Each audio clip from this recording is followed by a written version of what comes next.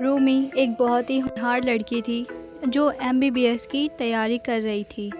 पर थोड़े ही दिनों बाद कोरोना के कारण पूरे शहर में लॉकडाउन लग जाता है। रूमी अपने माँ बाप के पास वापस आ जाती है। उसके पिता रानू की एक मामूली सी कपड़े की दुकान थी, कोरोना के चलते जो भी बंद पड़ी थी। अरे राखी, पता नहीं हमारा कैसे चलेगा। आप परेशान क्यों होते हैं? भगवान पे भरोसा रखिए, सब ठीक हो जाएगा। हम कोई ना कोई हल ज़रूर निकाल लेंगे, पर पता नहीं कब तक ये कारोबार बंद रहेगा। हमारे भी लाले पड़ जाएंगे। तभी रानू जुगाड़ के लिए बाहर जाता है और वहाँ उसे एक औरत मिलती है। अरे बहन जी, अगर आपको कपड़े चाहिए तो मैं आपकी मदद कर देता हूँ। बताइए, आपको मैं घर से दे दूँ अपने कपड़े? अरे नहीं नहीं भाई साहब, मुझे कपड़े की कोई ज़रूरत नहीं है और मुझे इन सब झंझटों में नहीं पड़ना। अगर पुलिस आ गई तो मेरे साथ साथ आप भी पकड़े जाएंगे। हाँ बहन जी, आप बिल्कुल ठीक बात करती हैं। रानू अपने घर आ जाता है और सोने के लिए जैसे ही अपने बिस्तर पर जाता है वैसे ही उसे बहुत तेज़ बुखार आ जाता है।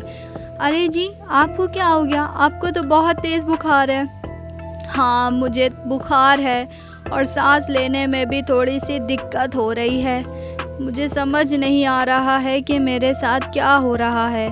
थोड़ा सा बाहर जाने से ही रानू की इतनी ज़्यादा तबीयत ख़राब हो गई।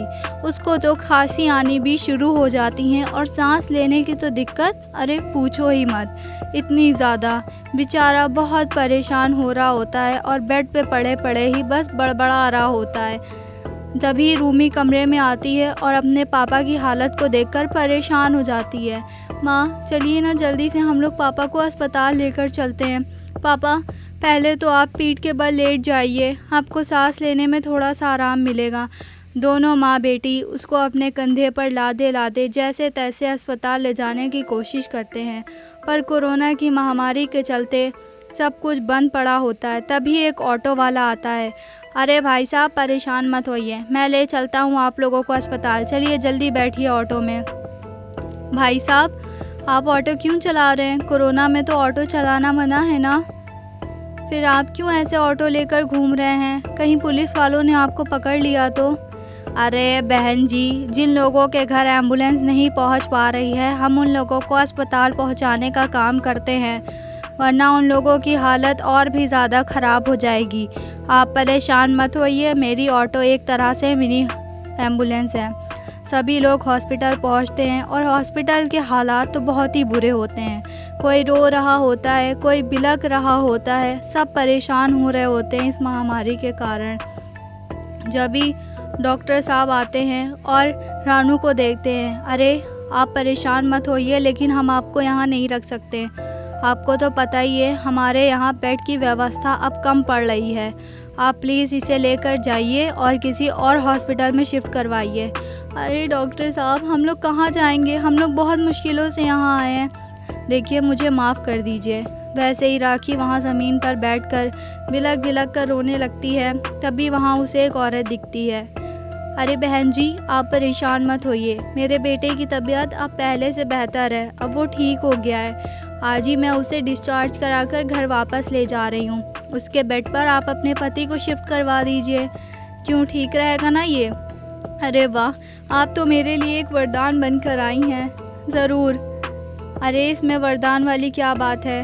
वैसे ही रानू को बेड पर शिफ्ट कर दिया जाता है और उसका इलाज तुरंत शुरू कर दिया जाता है। उसका ऑक्सीजन लेवल घटकर 60 हो जाता है। अरे बहन जी, आप सुनिए, आप जल्द से जल्द ऑक्सीजन की और दवाइयों की व्यवस्था कर दीजिए। वैसे तो ये सारी चीज़ें अस्पताल में होती हैं, पर कोरोना के चलते यहाँ पर नहीं हैं। दोनों माँ बेटी जैसे तैसे दवाई ढूंढते हुए बाहर निकलते हैं और मेडिकल स्टोर के बाहर तो बहुत ही लंबी सी लाइन लगी होती है और वहाँ तो बहुत ही परेशानी चल रही होती है। सब लोग ही दवा के लिए खड़े होते हैं। अरे माँ, यहाँ तो दवाइयों की भी कालाबाजारी चल रही है। 1000 की दवा 40,000 में दे रहे हैं। हम लोग कहाँ से लाएंगे इतने पैसे? हमारे पास तो इतने पैसे भी नहीं हैं। पता नहीं, मेरे पति ने तो कभी किसी का कुछ भी नहीं बिगाड़ा।